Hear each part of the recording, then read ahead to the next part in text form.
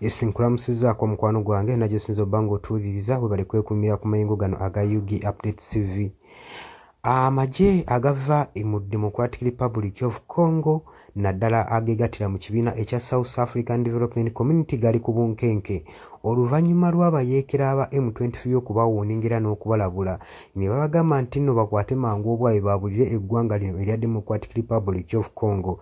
Jjukira nti nno okulwanagana okwabaddewo ekiro babayeekera bano aba M23 balumiriza amagye agegatira mu kibiina kino ekya South African Development Community kye bayita SADC okubanga ge gakoze obulumbaganyi ku kibuga kino Goma era gagamba nti nno gataddewo kubanga gateekawo stabilities ne conflicts mbantu baabwe naddala mu territories ezo ezitakingibwa over n'abayeekera bano aba M23.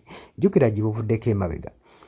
Endagaano yakolebwa mu kibuga Goma wakati w'abayeekera bano aba M23 saako n'abajaasi abeegattira mu kibiina kino ekya SADC ekya South African Development Community omuli South Africa, Malawi, mulimu n'eggwanga erya Tanzania nayo lyekwatidde omwo. Amagye gano saako n'abayeekera baasayininga okubanga bagenda kubanga baabulira ekibuga Goma basobole okubanga bakola dialogues ez'enjawulo era mu agreements ze bassaako omukono mwe mwali okubanga balekulira airport eri mu Goma saako n'ebitundu mu Goma olwo nno batandika okubanga bakola kimu okulaba nga bamendinga airport eyali ekoseddwa olutalo olwaliwo nga abayeekera bano aba M23 bawamba ekibuga ekisaawe ekyakosebwamu ne kiba nga tekisobola kuoperatinga nga tekyasobola ku exercisinga activity n'emu mu flights.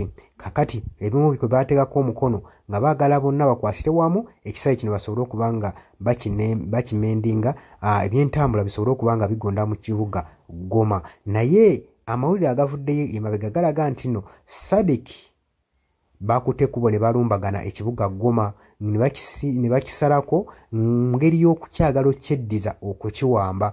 Abayeekera kye bagambye nti nno omuze ogwo gwe mwagala okukozesa ogw'okuwamba ekibuga kyaffe kino Goma kijja bba kyabira akalimu obuwuka wabula kye muba mukola mukwate bukwasibwa mmwe mwabulire mudde mu nsi yammwe.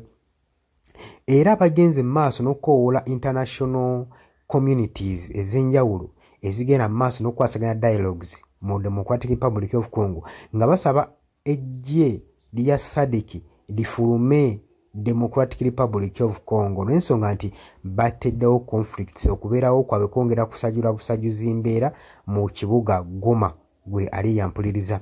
Oli ku UG Update TV watannatweyungako nyongera okujjukiza nti kirira wansi waliwo ekigambo subscribe kikoneko obeere nga otweyungako ddala bulungi nnyo gwe mukwano gwange ali yampuliriza. Kaakati jjukira nti nno South Africa we yali emaze okukola endagaano nga bagimaliriza bulungi nnyo era nga buli omu ataddeyo omukono gwe ng'ataddeko omukono gwe nga buli muntu atutte reforms ze wabula obubinja obulala ng'omwali East African Community saako n'ekitongole ekya United Nation byagenda mu maaso ne bigamba nti nno toyina gy'olaga. Bagamba amagye ga SADC nti temulina gye mulaga. Lwaki United Nation yagaana SADC okubanga eyabulira eggwanga erya Democratic Republic of Congo? Lwansonga nti nno ekitongole kino ekya United Nation kyategeka summit meeting mu kibuga Goma era ne bakkiriziganya bulungi nga balina meetinga n'abayeekera bano aba M23 basobole okubanga boogera ku peaceful talks okuzza emirembe mu ggwanga erya DRC. Naye meeting eno imbu yalabibwako ba United Nation bokka ye baakiika. Abayeekera bano newankubadde meeting yali mu kibuga kyabwe wakati tebasobola kubanga bakiikayo. Bagamba nti olw'okuba nti nno abakulembeze baffe mubataddeko envumbo mwagala kutega kakodyo katukwatirako era tebaalabikako. Kati United Nation nekomaninga ejje erya SADC lisigale mu Democratic Republic of Congo era mu Goma lireme kusiizinga fire era lisigaleyo nga likuumye nga ligenda mu maaso n'okutebenkeza emirembe.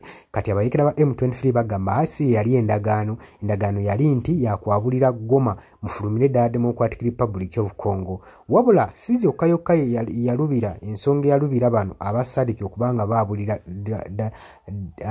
Democratic Republic of Congo nedda wabula n'entambula yali nzibu nnyo mu kaseera ako. Jjukira ekisaawe kyali tekyoperatinga nga tewali flight ekkirizibwa, kati nga balina kukozesa movement eza transportation eza wansi, road transportation.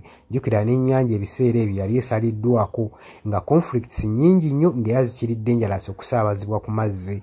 Kaakati embeera bwetyo bwe yali, naye kaakati babayekera bagamba babawadde essaawa mbale kubanga bebagenda mu maaso n'okuteeka conflicts mu Democratic Republic of Congo. Obadde oli ku Yugi Updates TV nga kw'osinza okuba ng'otuwuliriza, era nkulisaayo nnyo gy'ovadde ne gy'osinzira okuba ng'otuwuliriza. Abali emitala w'amayanja mbanirizaako nnyo mwali kwekumira ku Yugi Updates TV. Tubaagala nnyo bannankyukakyuka mwenna, era nga mbagaliza ebisinga wano. Mweraba, tujja kuba nga tukomawo. Yes, nkulamusizaako nnyo mukwano gwange yonna gy'osinzira okuba ng'otuwuliriza, gwenna omuwuliriza wa Yugi Updates TV. Mukola kyamaanyi nnyo okwekumira ku mayengo gano. Mmwe abali emitala w'amayanja, abali mu diaspora, nammwe mbalamusizaako nnyo sibeerabidde, kubanga wemmwe mpagi luwaga abayimirizaawo amayengo ga channel eno okubanga ekulaakulana n'okutuusa eddoboozi lyammwe eri abantu be muba mwagala libatuukeko bonna bonna. Abali emitala w'amayanja ye mbamenye ntya, abali Qatar, Dubai, US, UK, abali mu South Africa, abali ku muliraano mu Kenya, Nairobi, abali mu Canada, abali mu Dubai, mwenna mbanirizaako nnyo, mwe bali kwekuumira ku mayengo gano aga Yugi Updates TV. Kakati nno era mu ngeri y'emu twagala obbategeeza mikwano gyaffe nti enamba y'essimu gye tutadde mu WhatsApp gy'olaba eyo eri mu kikala ekimyufu, eri mu people power color. Eyo nno gw'ayagala okuba ng'olanga naffe gy'ogenda okuba ng'oyitako gwe mukwano gwange gw'ayagala okukola advertisement, osobola okuba ng'okuba bizinesi y'abantu, enamba gy'oba oyitako ojja kuba ng'osobola bulungi nnyo communicatinga naffe buli kyonna ky'onooba oyagala tuteeseganyeemu nakyo gwe ali eyo ampuliriza. Mbeebazaamu ak'ensusso mmwe abagenze mu maaso okukola omulimu gw'okusubscribinga kweno channel. Buli w'osubscribinga kimanye nti oba oyongeddeko eddaala kweno channel. So mmwe mbeebazaamu ak'ensusso, nammwe ababyagaliza ab'enganda bako n'ab'emikwano mbakubiriza okusubscribinga ku Yugi Updates TV. Mukolera ddala ekintu ky'amaanyi. Weewaawo naawe gwe atannaba kuba ng'otwegattako nga oliko gwe atuwuliriza, osobola okugenda wansi awo waliwo ekigambo subscribe n'okikoonamu, ojja kuba ng'osobola bulungi nnyo otwegattako. Buli w'osubscribe nga kitegeeza oba ogenda kuba ng'ofollowinga buli kyonna ekigenda mu maaso ekikolebwa ku mukutu guno ogwa Yugi Updates TV. Kitegeeza ki? Nti gwe ayagala okuba ng'otufollowinga, bw'oba omaze okusubscribinga teweerabirako na mukadde, genda wansi wali okoonene mukadde osobola okuba ng'ofuna notification message. Buli w'okoona mukadde wabeerawo ka notification message akajja akakulaga nti nno waliwo information erinkinze ku Yugi Updates TV gwe mukwano gwange ali eyo mpuliriza. Ng'era we mbeebazizza ekyensusso, nammwe abajja mu comment section mbeebaza. Mwabajja ne mukomentinga ne muteekako endowooza yammwe eri eggwanga ne mulitangaaza, kubanga njagala mukitegeere. Lwaki mbakubiriza nnyo okujja mu comment section otangaaze omukulembeze ku ki ekituufu ky'ateekeddwa okukola. Bangi tubalonda bulijjo ne tulowooza nti nno be basinga mu basinga. Leka kulonda mukulembeze wo oba mubaka wo agenda obbakulembera gwe n'olowooza nti nno buli kimu agenda kuba akyemalirira. Kimanye nti nno omulonze bulonzi mukulembeze kukulembera oba kukulembera kitundu kyammwe. Mmwe bagenda okukulembera ye mmwe bagenda okuba ng'akiikirira bukiise eri yonna yonna mu gavumenti. So si tekyandibadde kya bwenkanya omulekera obuvunaanyizibwa n'otamu advisinga. Ky'oba olaba mbakubiriza okujja mu comment section muteekewo endowooza zammwe, musobole okutangaaza ku bakulembeze bammwe ku biki ebituufu bye bateekeddwa okukola.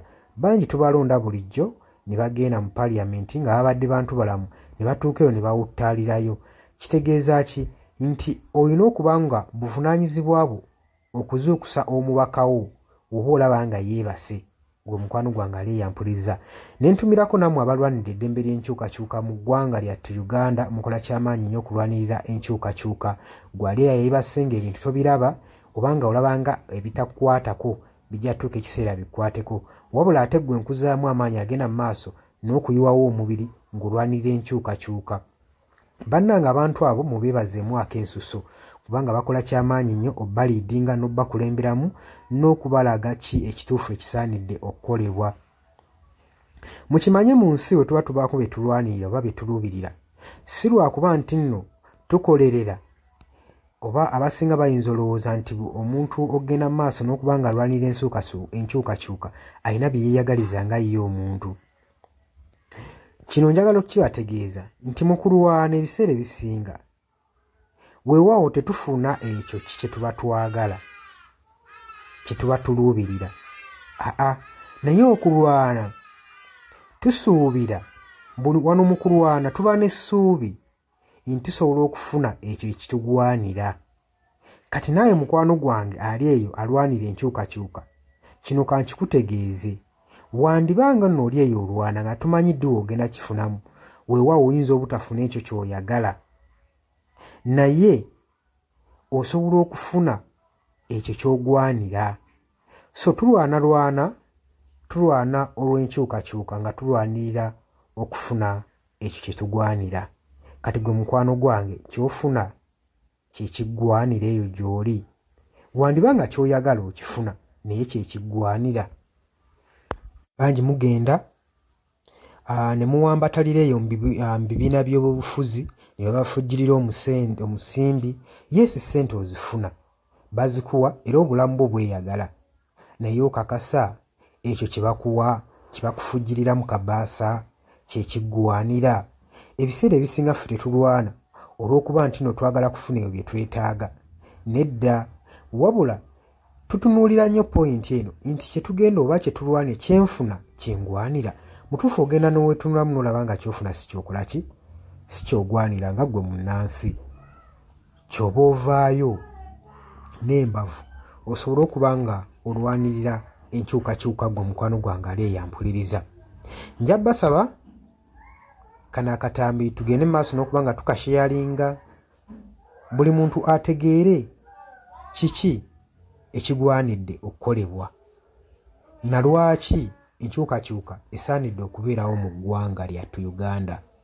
Si lwakuba nti oli bulungi kati, wabula wandibanga oli bulungi naye ekyo ky'ofuna ky'ogwanira. Ekyo kye kibuuzo, era naawe osobola okujja mu comment section n'onteerawo endowooza yo nti gwalemesa enkyukakyuka ky'ofuna ky'olwanira.